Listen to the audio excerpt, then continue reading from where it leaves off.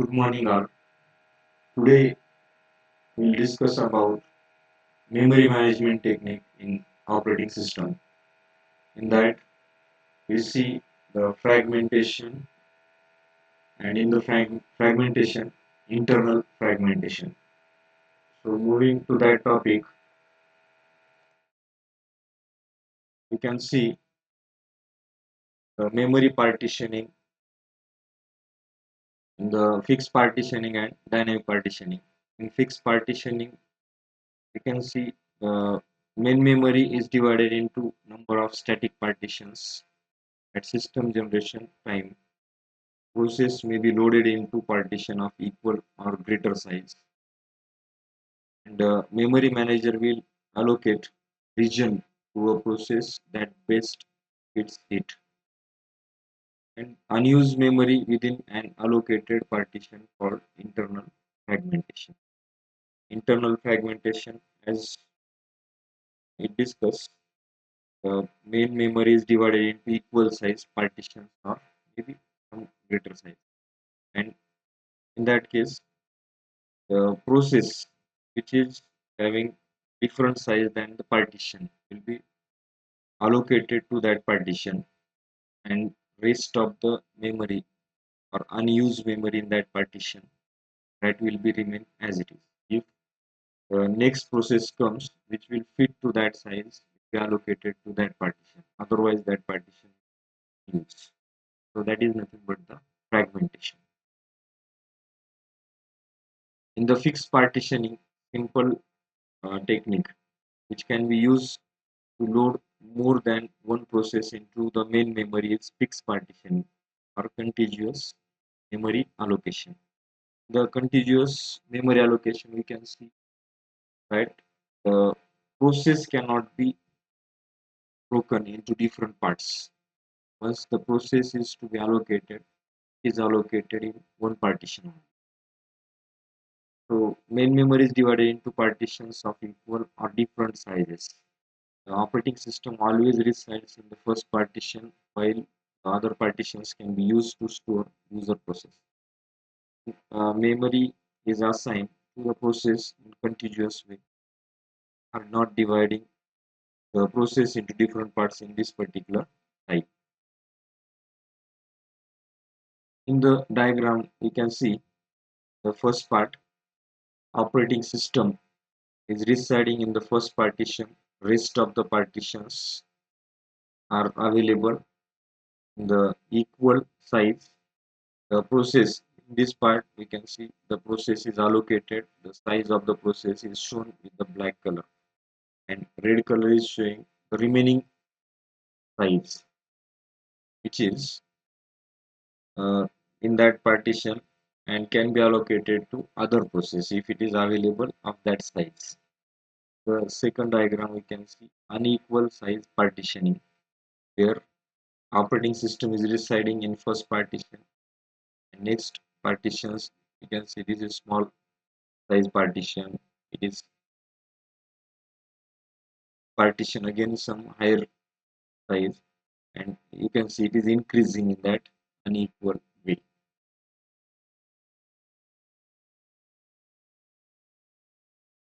So internal fragmentation in fixed partition, the size of process is lesser than the total size of the partition, then some size of the partition get wasted and remain unused, and this wastage of the memory is called as a internal fragmentation.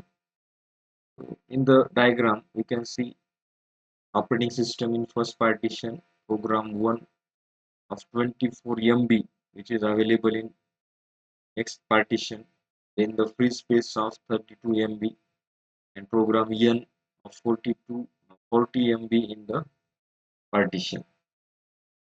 So next we assume that program 4 is available, or process 4 is available in main memory. It has taken 30 MB of the size in the main memory.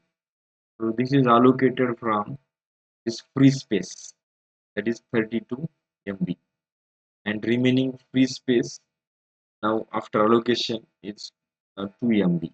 That is called as internal fragmentation.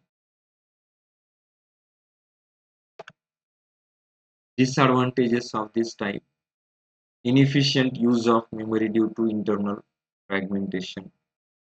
Main memory or RAM utilization is extremely inefficient. Any program, no matter how small, occupies an entire partition. This phenomenon, in which there is wasted space internal to a partition due to the fact that the block of data loaded is smaller than the partition, is referred to as internal fragmentation. Internal fragmentation will occur in this type if the size is of low size, if the process is of low size which is available in that partition, rest of the partition size will be unused. So dynamic partitioning, it try to overcome the problems caused by fixed partitioning. In this technique, the partition size is not declared initially. It is declared at the time of process loading. So the first partition is reserved for operating system.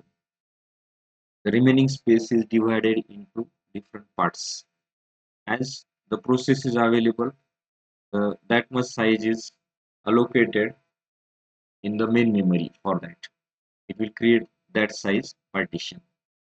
So the remaining space is divided into parts. The size of each partition will be equal to the size of the process. The partition size varies according to the need of process so that the internal fragmentation can be avoided. The partitions are of variable length and number. When a process is brought into main memory, it is allocated exactly as much memory as it requires and no more.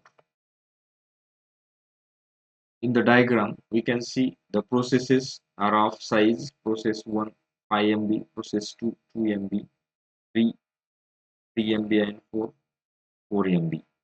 The operating system is in the first partition. Then next partition is created, which is of 5 MB. Process 2, their partition 2 is created, which is of 2 MB. Then again third partition, which is of 3 MB, and fourth partition is created for process 4, which is of 4 MB. So dynamic partitioning follows simple rule: process size, and for that process size it creates that size of the partition. But due to dynamic partitioning, it creates external fragmentation. So it occurs when enough total main memory space exists to satisfy a request, but it is not contiguous storage.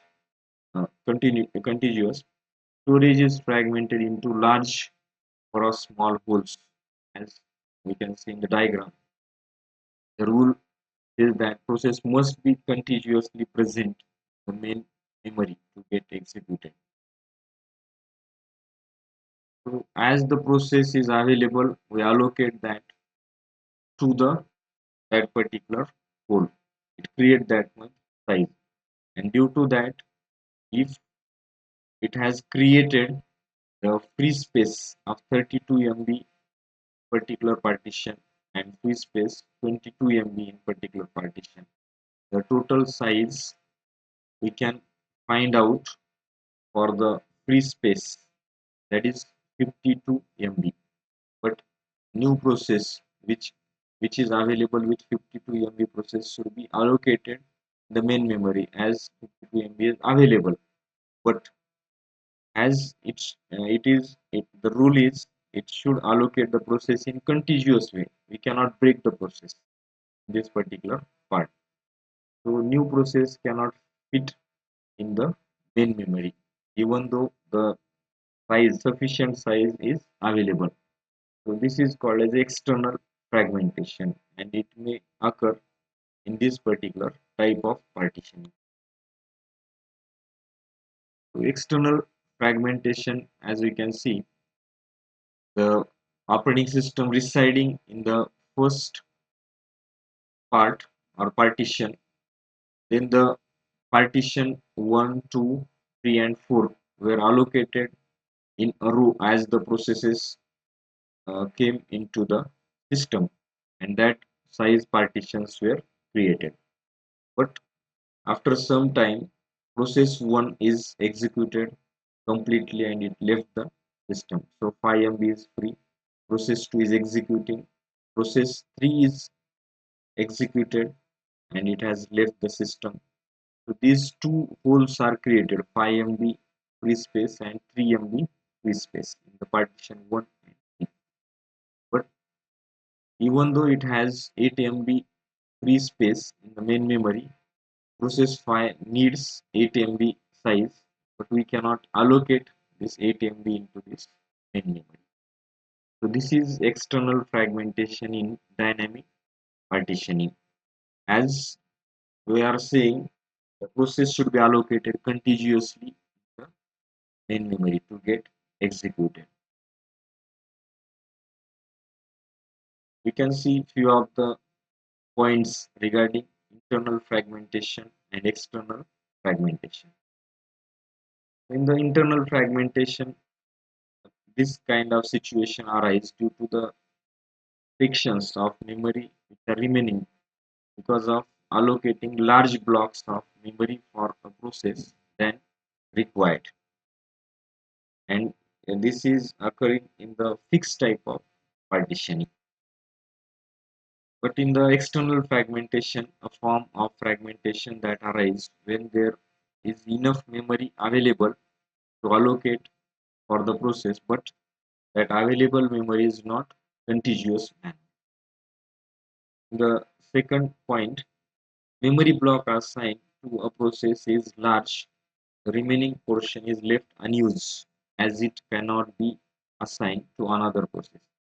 And in the external fragmentation, the space is enough to reside a process, but it is not contiguous manner. Therefore, that space cannot be used for allocation. In the internal fragmentation, solution is to assign partitions which are large enough for the process. And in the external fragmentation, compaction or shuffle memory content is the solution to overcome this.